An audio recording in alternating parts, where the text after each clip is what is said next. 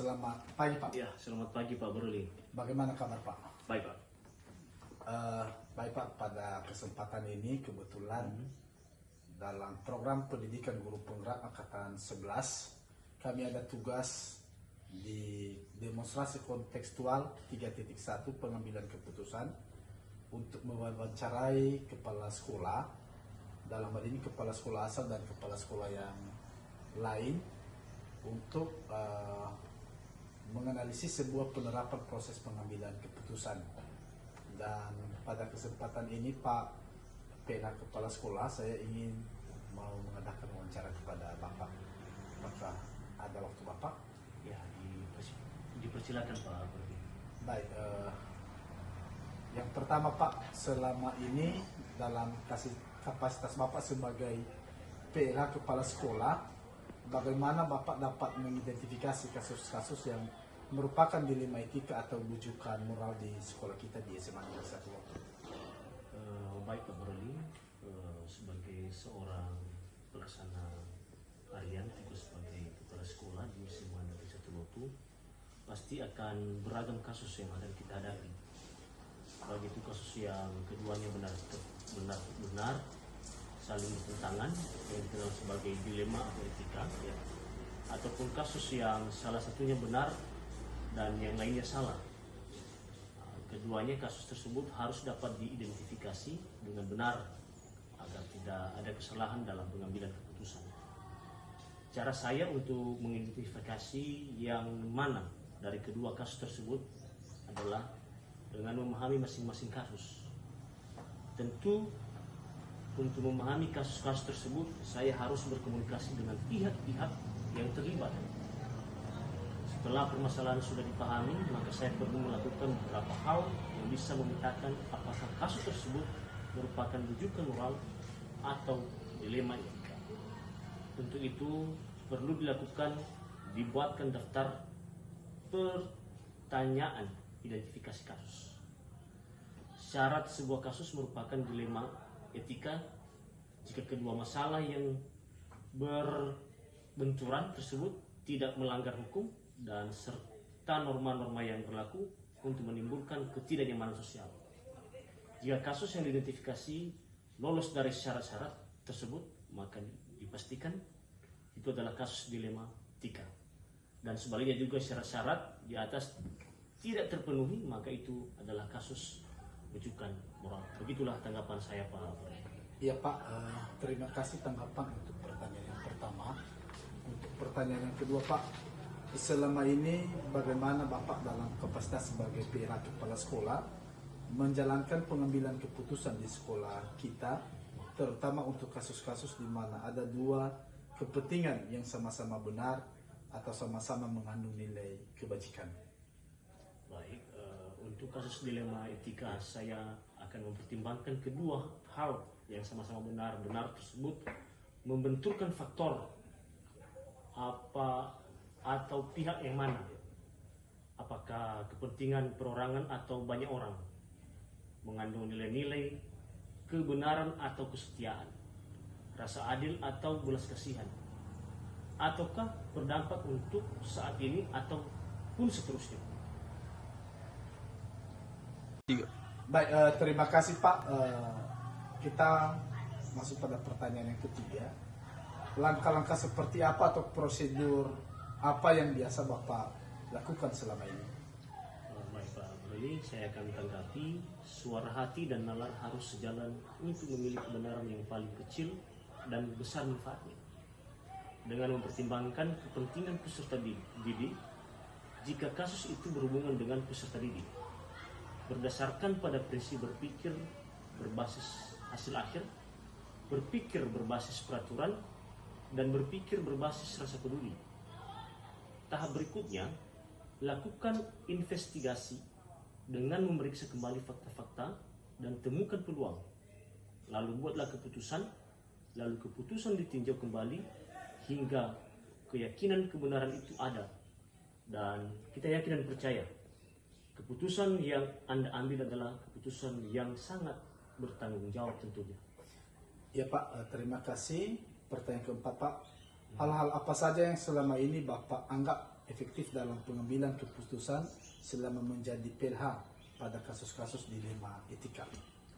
Baik, dalam kasus pengambilan keputusan dengan dilema etika dan hal efektif yang perlu dilakukan adalah dengan menyederhanakan pokok permasalahan dan membangun kebijaksanaan. Terima kasih Pak.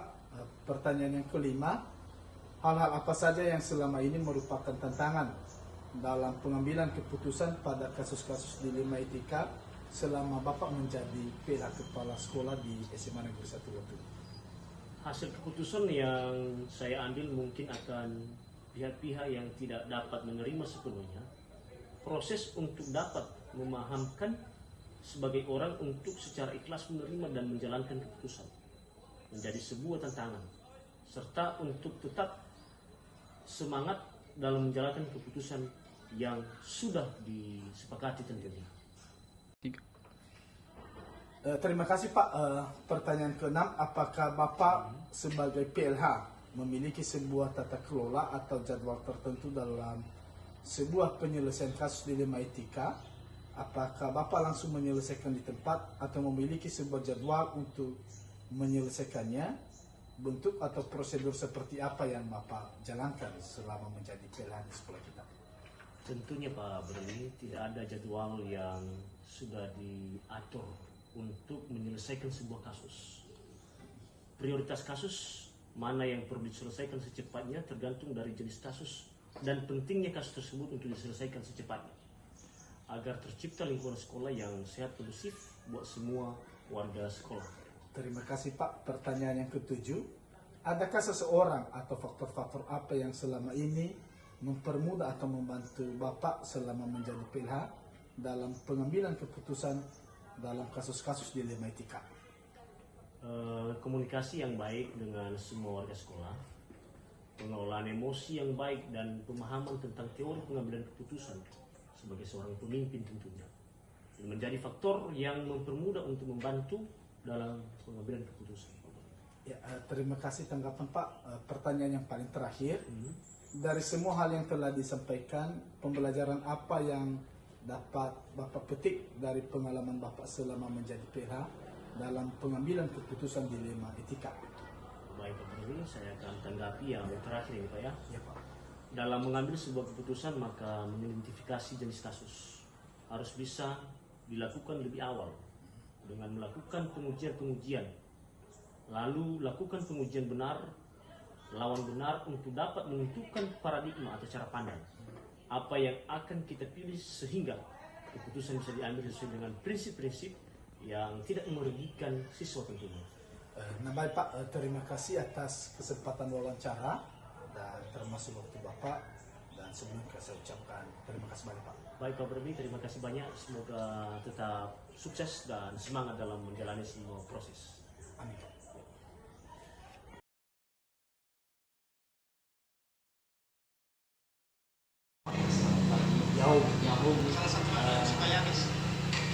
Terima kasih dulu atas kesempatan yang diberikan Bapak Kepala Sekolah SMK Negeri 2 Lotu kepada saya untuk berkunjung di sekolah kita untuk mengadakan wawancara tentang pengambilan keputusan dalam rangka memenuhi tagihan tugas di program guru penggerak di demonstrasi persekutuan.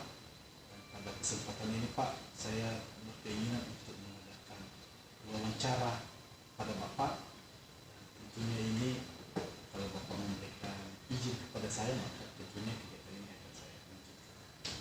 Baik, terima kasih atas kegiatan yang bisa dilaksanakan pagi ini. Dan sebelumnya saya memperkenalkan diri, saya Santo Harifan, Kepala SMK Negeri 2 Lotu. Dan pada kegiatan ini kami sangat berterima kasih sudah dipilih saya sebagai salah seorang yang akan diwawancarai. Dan begitu kegiatan ini kita laksanakan dengan penuh harapan kegiatan ini dapat memberikan manfaat baik terhadap Pak Sega sebagai calon kandidat dan baik kepada kami juga sebagai kepala SMK. Terima kasih. Saya izin mau saya bertanya, selama ini bagaimana Bapak Kepala Sekolah dapat mengidentifikasi kasus-kasus yang merupakan dilema etika atau bujukan moral di sekolah kita di SMK Negeri 2 Lotu? Baik, terima kasih. Pertama dulu kita harus mengakui bahwa di setiap organisasi termasuk sekolah pasti ada masalah, yang termasuk masalah yang dikatakan dilema etika. Biasanya ini sangat cenderung muncul karena adanya kepentingan dari dua unsur yang ada di sekolah, yang kemudian menjadi isu dan menjadi bahan diskusi yang harus dibicarakan supaya tidak memberikan efek terhadap sekolah dan menjadi bahan referensi untuk dibicarakan, dan ini tentunya disampaikan kepada kepala sekolah. Saya dalam menyikapi hal tersebut akan melakukan dulu klarifikasi dan konfirmasi terhadap pihak-pihak yang teridentifikasi untuk dimintai keterangan dan pendapat supaya kita mengetahui apa akar permasalahan, dengan asumsi bahwa permasalahan pasti akan bisa diselesaikan dan tidak berlanjut hanya dengan komunikasi dan koordinasi. Kemudian akan diputuskan dengan mempertimbangkan beberapa hal dengan tujuan meminimalisir potensi negatif, sehingga keputusan yang diambil dapat memberikan potensi positif dari keputusan dan masalah tersebut bisa terselesaikan. Terima kasih. Baik Pak, pertanyaan yang kedua Pak, selama ini bagaimana Anda menjalankan pengambilan keputusan di sekolah Bapak, terutama untuk kasus-kasus di mana ada dua kepentingan yang sama-sama benar atau sama-sama mengandung nilai kebajikan? Baik, terima kasih. Pengambilan keputusan terkait dengan hal tersebut, yang artinya ada dua kasus di mana dua kepentingan ini sama-sama benar dan sama-sama mengandung nilai-nilai kebajikan. Maka yang saya lakukan dengan pendekatan komunikasi dan koordinasi, karena bagaimanapun pimpinan itu hanya menentukan dan mengambil keputusan akan tetapi referensi dan indikator serta pertimbangan-pertimbangan dalam pengambilan keputusan ada pada unsur di dalam organisasi tersebut, yaitu stakeholder internal jika berkenan dengan hal-hal tersebut. Artinya untuk mengambil satu keputusan dalam penyelesaian masalah harus berdasarkan musyawarah dan mufakat. Terima kasih. Baik Pak, selanjutnya Pak, langkah-langkah atau prosedur seperti apa yang biasa Bapak Kepala Sekolah lakukan selama ini? Terima kasih. Prosedur yang saya lakukan adalah menentukan kasus tersebut berkesesuaian dengan unit kerja kita di sekolah, kemudian melakukan koordinasi dan menjalin komunikasi dengan unsur-unsur yang terkait dalam unit kerja kita di sekolah, meminta pandangan-pandangan dari unsur yang ada, dan nantinya akan menjadi dasar pertimbangan dalam mengambil satu keputusan. Baik Pak, terima kasih. Saya terus mau bertanya Pak, hal-hal apa saja yang selama ini Bapak Kepala Sekolah anggap efektif dalam pengambilan keputusan pada kasus-kasus dilema etika? Hal-hal yang menjadi efektif dalam pengambilan keputusan adalah senantiasa menjalin dan menjaga keberpihakan melalui kebersamaan dan komunikasi dengan unsur pimpinan, terutama yang ada yang dapat memperkaya referensi kita dalam mengambil satu keputusan, dan artinya ini kita tidak berpihak sebelah, sehingga keputusan yang kita ambil dapat berterima kepada semua unsur yang terkait. Baik Pak, pertanyaan selanjutnya, hal-hal apa saja yang selama ini yang merupakan tantangan dalam pengambilan keputusan pada kasus-kasus dilema etika di sekolah? Tantangan pasti ada, dan pada tataran untuk menyesuaikan diri terhadap keputusan yang sudah diambil dan tidak mungkin bisa memuaskan kedua belah pihak secara menyeluruh, paling tidak meminimalisir kekecewaan, karena proses pengambilan keputusan sudah dan dilakukan dengan melibatkan unsur-unsur yang relevan, tentu dengan berdasarkan hasil musyawarah dan mufakat. Ya, terima kasih Pak. Pertanyaan yang keenam Pak, apakah Bapak memiliki sebuah tata kelola atau jadwal tertentu dalam sebuah penyelesaian kasus dilema etika? Apakah Bapak langsung menyelesaikan di tempat atau memilih sebuah jadwal untuk menyelesaikannya? Bentuk atau prosedur seperti apa yang Bapak jalankan? Untuk jadwal tertentu tidak ada, namun sesuai dengan kebutuhan dan urgensi pada masalah yang terjadi, tentu ini sangat diperhatikan. Untuk menyelesaikan masalah juga jangan sampai berlarut-larut.